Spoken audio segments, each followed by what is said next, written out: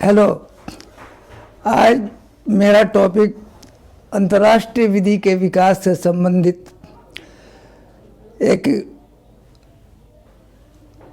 विधिवेत्ता के संबंध में है, जिसे अंतर्राष्ट्रीय विधि का पिता कहा जाता है। पूरी अंतर्राष्ट्रीय विधि का विकास कैसे हुआ, इसको कवर करना एक लंबा टॉपिक हो जाएगा। इसलिए उसमें सबसे महत्वपूर्ण भूमिका जिस व्यक्ति की थी, हमने उसी व्यक्ति का क्या योगदान है उस पर अपने चर्चा को केंद्रित किया है। उसी को ध्यान में रख के हम आज का टॉपिक आज करेंगे हम लोग। वो ह्यूगो ग्रोशस जो नाम लिखा हुआ है, उसको आमतौर पर अंतर्राष्ट्रीय विधि का पिता माना जाता है। वह एक डच ज्यूरिस्ट था और उसका नाम था ह्यूग द ग्रूथ, मगर पॉपुलरली वो जाना जाता है ह्यूगो ग्रोशस के रूप में। पर ये बाकी सारी बातें लिखी हुई हैं। 1583 में वो पैदा हुआ, 1645 में उसका डेथ हुआ। उसने अंतर्राष्ट्रीय विधि के संबंध में जो किताबें लिखी, उनमें सबसे पहली बात यह है कि उसने 15 साल की उम्र में लॉ में डॉक्टरेट की डिग्री हासिल की। ऑर्लियंस यूनिवर्सिटी फ्रांस में, वहाँ से उसने लॉ की डिग्री हासिल की। और उसके अतिरिक्त 3 महत्वपूर्ण पुस्तकें उसने लिखी। पहली किताब जो है उसने लिखी द जूरे पैरेडी 1604 में, मगर पब्लिश हुई वो उसका पता चला 1868 में।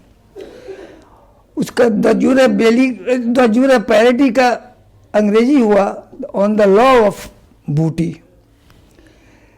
दूसरी किताब मेयर लिबरम, ओपन सी या फ्री सी, दोनों में कोई कह सकते हैं, जो 1609 में प्रकाशित हुई। तीसरी किताब जो सर्वाधिक महत्वपूर्ण है, द जूरे बेली एक्ट पैसिस, इसी के चलते on the law of war या द लॉ ऑफ वॉर, दोनों में कोई कह सकते हैं इसको। इसी के चलते उसका इतना नाम भी हुआ, उसको ख्याति मिली। अब ये एक ब्रीफ इंट्रोडक्शन के बाद हम रियल जो टॉपिक है उस चर्चा पर हम आते हैं।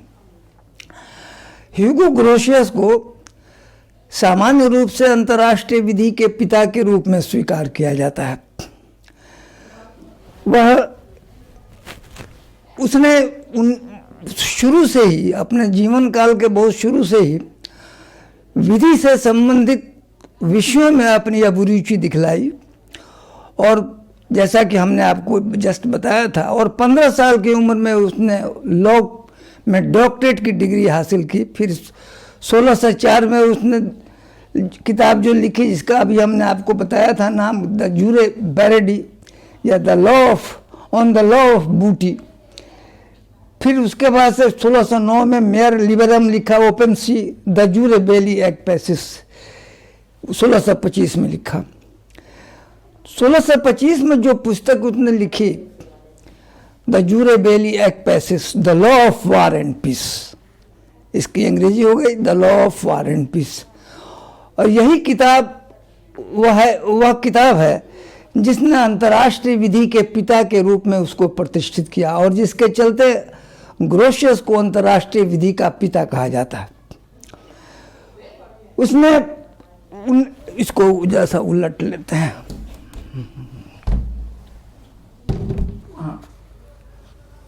वह किताब जो प्रकाशित हुई 1625 में, उसके चलते ही ग्रोशियस को अंतर्राष्ट्रीय विधि के पिता की ख्याति के मिली उसको। और कई ऐसे विद्वान हैं जो अंतर्राष्ट्रीय विधि के, जिन्होंने यह स्वीकार किया है कि अंतर्राष्ट्रीय विधि के वास्तव में अध्ययन की शुरुआत एक अलग विधि के रूप में, उसकी शुरुआत जो स्टूडेंट्स की एक ब्रांच के रूप में, इंडिपेंडेंट ब्रांच के रूप में उसकी शुरुआत 1625 से ही होती है। हम लोग जिस वक्त उसने किताब लिखी थी, उस वक्त यूरोप में एक 30 वर्षीय युद्ध चल रहा था। 1618 से लेकर 1648 तक वह युद्ध चला। और उस युद्ध में जो क्रूरता, जो निर्दयता जो यूरोपीय राज्यों ने दिखलाई आपस में लड़ाई के दौरान, उसको देखकर ग्रोशियस बहुत दुखी हुआ था। और इसलिए उसी से प्रेरित होकर, उसी से दुखित होकर उसने किताब लिखी द जूरे बेली एक्ट पैसिस। 1645 में उसका डेथ हुआ। उसके बाद वेस्टफैलिया की कॉन्फ्रेंस हुई। उसका उद्देश्य था यूरोप में शांति और स्थिरता को पुनः स्थापित करना। जो 1618 से लेकर 1648 तक जो युद्ध चला, उस युद्ध के चलते जो अस्थिरता आई थी, जो अशांति हुई थी, वैसी अशांति को दूर करने और अस्थिरता को दूर करने के लिए 1648 में जो वेस्टफैलिया की संधि हुई, उस संधि के वक्त ग्रोशस की पुस्तक को बार बार कंसल्ट किया गया। उसको जब कभी अंतर्राष्ट्रीय विधि के नियमों की आवश्यकता राष्ट्रों ने महसूस की, राष्ट्रों के जो डेलीगेट्स थे, जो प्रतिनिधि थे वहाँ पर, जब भी उन्होंने महसूस किया कि इस पर कौन से नियम अपनाए जाएं, कौन से नियम लागू किए जाएं, तो उन्होंने बार बार ग्रोशस की पुस्तक का सहारा लिया। ग्रोशस की पुस्तक को उल्टा देखा कि अंतर्राष्ट्रीय विधि का कौन सा नियम है अमुक विषय पर, और उसको उन्होंने लागू किया। तो ये तो स्पष्ट है कि 1648 में जो है जितना उसको महत्व दिया गया, उतना अन्य किसी भी अंतर्राष्ट्रीय विधि के विधिवेत्ता को उतना महत्व नहीं दिया गया। अब प्रश्न यह उठता है कि क्या अंतर्राष्ट्रीय विधि की शुरुआत ग्रोशस के जमाने से, विधि की शुरुआत पहले हो चुकी थी, एक सिस्टमेटिक ढंग से उसके अध्ययन का विषय, उसको अलग से एक विषय के रूप में, एक जूरिस्प्रूडेंस के एक ब्रांच के रूप में 1625 से उसकी शुरुआत मानी जाती है। मगर अंतर्राष्ट्रीय विधि अस्तित्व में थी। अंतर्राष्ट्रीय विधि उसके पहले से ही अस्तित्व में थी, और अंतर्राष्ट्रीय विधि के बहुत से लेखक भी थे जो ग्रोशियस के पूर्ववर्ती के रूप में जिन्हें स्वीकार किया जा सकता है। उन विद्वानों में बेली, क्रोनोलॉजिकल ऑर्डर में बता रहे हैं, बेली, ब्रनस, विटोरिया, अयाला, स्वेरेज और जेंटिलिस के नाम प्रमुख हैं। इनमें सर्वाधिक महत्वपूर्ण जेंटिलिस था, जिसने 1598 में एक पुस्तक लिखी द जूरे बेली, और वह द जूरे बेली से ग्रोशस स्वयं प्रभावित था, और इसीलिए उसके किताब का नाम भी देखिएगा द जूरे बेली एक्ट पैसिस, और उसने सिर्फ अपना नाम रखा था द जूरे बेली, इसलिए कि वो मुख्यतः वार से संबंधित था, वार के नियम से, वार की विधि से संबंधित था।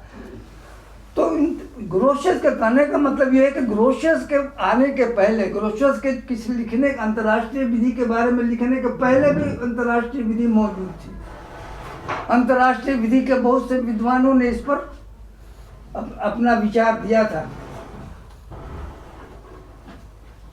बहुत से जो विचार, जिन्होंने अपना विचार दिया था, उसमें जैसा कि हमने आपको बताया था कि सबसे महत्वपूर्ण जेंटिलिस जो एक इटालियन विधिवेत्ता थे, और इनके बारे में, इनके देन के बारे में हॉलैंड ने, प्रोफेसर हॉलैंड ने एक विचार दिया है कि the first step towards making international law what it is was taken not by Grotius but by Gentilis. ये ओपेनहाइम की किताब में ये कोटेड है। 1625 में जो ग्रोशियस की पुस्तक द जूरे बेली एक्ट पैसिस प्रकाशित हुई, द जूरे बेली एक्ट पैसिस को अंग्रेजी उसका नाम हुआ the law of war and peace और on the law of war and peace, दोनों में कोई कह सकते हैं। वही वह पुस्तक है जिसके चलते वह अंतर्राष्ट्रीय विधि के पिता के रूप में प्रतिष्ठित हुआ, और बहुत से विद्वानों ने ये समान रूप से माना है कि वहीं से अंतर्राष्ट्रीय विधि के एक विधि शास्त्र के एक अलग ब्रांच के रूप में अंतर्राष्ट्रीय विधि भी प्रतिष्ठित हुई। जिस वक्त ग्रोशियस ने वह पुस्तक लिखी, उस वक्त यूरोप में एक 30 वर्षीय युद्ध चल रहा था, जो 1618 से लेकर 1648 तक चला। 1645 में ग्रोशियस की मृत्यु हो गई, परंतु जब 1648 में युद्ध के अंत के बाद यूरोप में शांति एवं स्थिरता को कायम करने के लिए, पुनः स्थापित करने के लिए जो कॉन्फ्रेंस चल रहा था वेस्टफैलिया में, उस कॉन्फ्रेंस में जब कभी भी अंतर्राष्ट्रीय विधि से संबंधित कोई मुद्दा आता था, तो उसमें बार बार ग्रोशियस की पुस्तक को कंसल्ट किया जाता, जो डेलीगेट्स थे वहाँ पर, जो प्रतिनिधि थे राज्यों के, उन्होंने अंतर्राष्ट्रीय विधि के नियमों के लिए ग्रोशियस की पुस्तक द जूरे बेली एक्ट को बार बार कंसल्ट किया। अब प्रश्न यह उठता है कि क्या ग्रोशियस के पहले अंतर्राष्ट्रीय विधि नहीं थी? ऐसा नहीं है, ग्रोशियस के किताब के पहले भी अंतर्राष्ट्रीय विधि मौजूद थी। अंतर्राष्ट्रीय विधि के बहुत से विद्वान थे, बहुत से विधिवेत्ता थे जिन्होंने अंतर्राष्ट्रीय विधि पर पुस्तकें लिखी थीं। उसके पहले बेली, ब्रनस, विटोरिया, अयाला, स्वेरेज, जेंटिलिस आदि विद्वानों ने अंतर्राष्ट्रीय विधि पर पुस्तक लिखी थी। उनमें सर्वाधिक महत्वपूर्ण विद्वान था जेंटिलिस। इसने जो किताब लिखी उसका नाम था द जूरे बेली। किताब के नाम से ही इस बात का आभास होता है कि ग्रोशियस की जो पुस्तक है द जूरे बेली एक्ट, वह उसके संबंध में वह जेंटिलिस की पुस्तक से बहुत प्रभावित था, बहुत प्रेरित था। उसने यह स्वीकार भी किया है कि जेंटिलिस से वह बहुत प्रेरित है। तो ये विद्वान थे अंतर्राष्ट्रीय विधि के, जिन्होंने अंतर्राष्ट्रीय विधि के विभिन्न विषयों पर, विभिन्न मुद्दों के बारे में जिन्होंने अपने विचार दिए थे, पुस्तकें लिखी थी।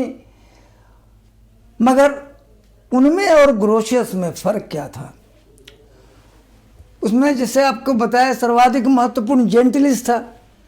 उसके बारे में तो हॉलैंड ने यहाँ तक कह दिया कि अंतर्राष्ट्रीय विधि को, जो अंतर्राष्ट्रीय विधि है, उसको अंतर्राष्ट्रीय विधि बनाने में सबसे पहला कदम, उसको एक अंतर्राष्ट्रीय विधि का दर्जा दिलाने की तरफ सबसे पहला कदम उठाया जेंटिलिस ने। ग्रोशियस ने नहीं, जेंटिलिस ने सबसे पहला कदम उठाया। और ये ओपेनहाइम की पुस्तक लॉटर पुस्तक जो है, जो उसका 8वां एडिशन 1955 में प्रकाशित हुआ, उसमें ये बात उद्धृत भी है। तो प्रश्न यह उठता है कि जब अंतर्राष्ट्रीय विधि पहले भी मौजूद थी, ग्रोशियस के पहले भी बहुत सारे लेखक थे जिन्होंने अंतर्राष्ट्रीय विधि के विभिन्न मुद्दों पर अपना विचार दिया था, अपनी पुस्तकें लिखी थी, तो फिर ग्रोशियस को कैसे अंतर्राष्ट्रीय विधि का पिता कहा जाना चाहिए?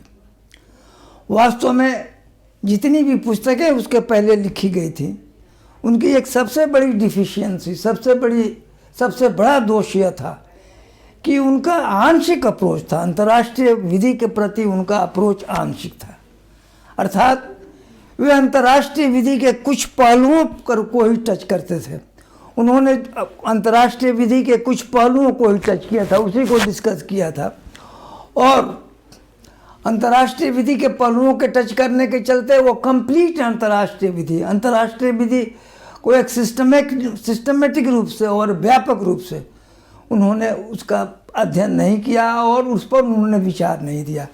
उनमें सर्वाधिक महत्वपूर्ण जो व्यक्ति था जेंटिलिस, उसने जो किताब लिखी, जो सबसे ज़्यादा कॉम्प्रिहेंसिव किताब थी, सबसे ज़्यादा सिस्टमेटिक किताब थी, वह किताब थी द जूरे बेली। जैसा कि नाम से ही स्पष्ट है, वह किताब भी केवल युद्ध से संबंधित विधि के नियमों के संबंध में ही चर्चा करती है।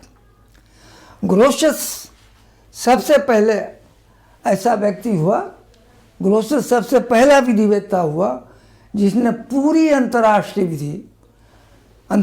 विधि के शांति, अंतर्राष्ट्रीय विधि के युद्ध एवं न्यूट्रलिटी संबंध में, यद्यपि उसके किताब के नाम में न्यूट्रलिटी नहीं है, उसके किताब में द जूरे बेली एक्ट है, परंतु न्यूट्रलिटी के संबंध में भी उसने वार के साथ साथ उस न्यूट्रलिटी के संबंध में अपने विचार दिए हैं। तो ग्रोशियस एक पहला व्यक्ति थे जिसने पूरी अंतर्राष्ट्रीय, उसके जितने भी पहलू थे, उन सभी पहलुओं के बारे में उसने अपनी पुस्तक में लिखा।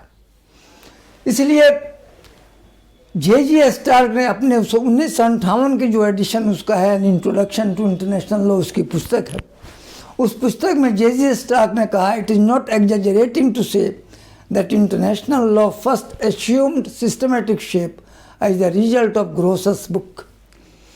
उसने कहा कि अंतर्राष्ट्रीय विधि सबसे पहले एक व्यवस्थित रूप धारण किया ग्रोशियस की पुस्तक के चलते ही। अब 1958 के एडिशन में उसने लिखा था ये किताब।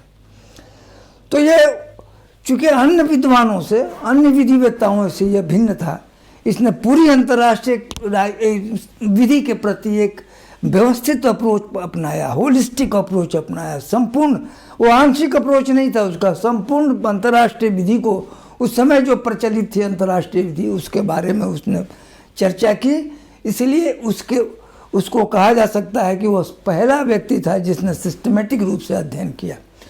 उसी बात को ओपेनहाइम ने कहा है कि जो the science of modern law of nations commences from Grotius work, कि अंतर्राष्ट्रीय विधि का जो अध्ययन है, साइंटिफिक अध्ययन है, जो एक सिस्टमेटिक ढंग से जो अध्ययन किया गया, उसका पहला प्रयास वो शुरू होता है ग्रोशस के किताब से, यानी 1625 में जो किताब उसने लिखी वहीं से शुरू होता है।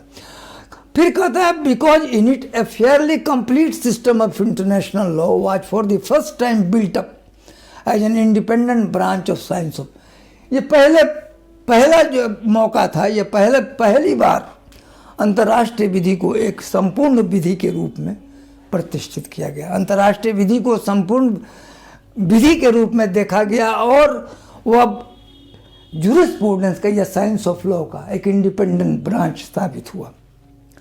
अब प्रश्न यह उठता है कि जब यह स्थिति थी तो कौन से ऐसे कंट्रीब्यूशंस थे, कौन सी ऐसी देन थी, कौन सा ऐसा योगदान था ग्रोशस का, जिसके चलते उसको अंतर्राष्ट्रीय विधि का पिता कहा जाता है। जिसने हमने आपको अभी बताया कि उसकी किताब का नाम है the law of war and peace, द जूरे बेलिया पैसिस। परंतु हम लोग जो है पहले उसने जो कुछ कहा है अपनी पुस्तक में, उसमें लॉजिकल वे में तो होना यही चाहिए था, क्योंकि उसने वार के बारे में पहले लिखा, इसलिए वार के नियम के बारे में जो उसने लिखा उसकी चर्चा पहले होनी चाहिए। मगर आज जो वर्तमान समय में पहले उसके इंटरनेशनल लॉ के इंट्रोडक्शन के बाद लॉ ऑफ पीस, फिर लॉ ऑफ वार, तब न्यूट्रलिटी की चर्चा होती है।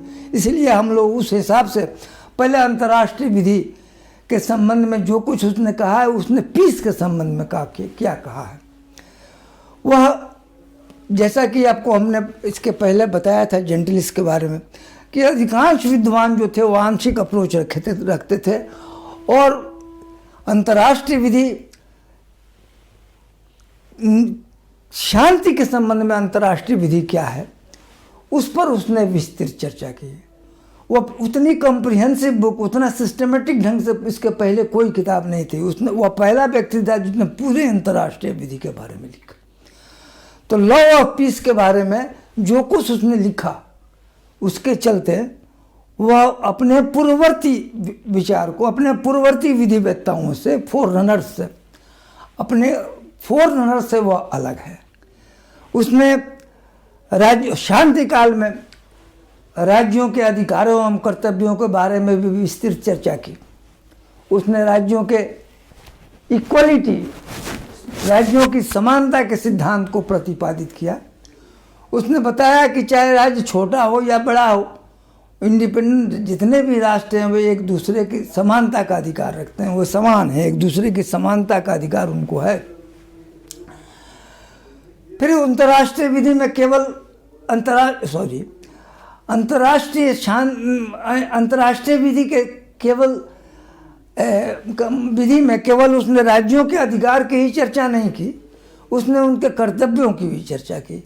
और विशेष रूप से उसने कहा कि जो राज्य हैं उनको संधियों का पालन करना चाहिए, राज्यों द्वारा संधियों का पालन करना चाहिए, और वह गुड फेथ में, कि वह एक दूसरे के प्रति उनको विश्वास रखना चाहिए, और जो संधियां, जो करार करते हैं, जो एग्रीमेंट करते हैं एक दूसरे के साथ, उसका बिल्कुल पालन होना चाहिए।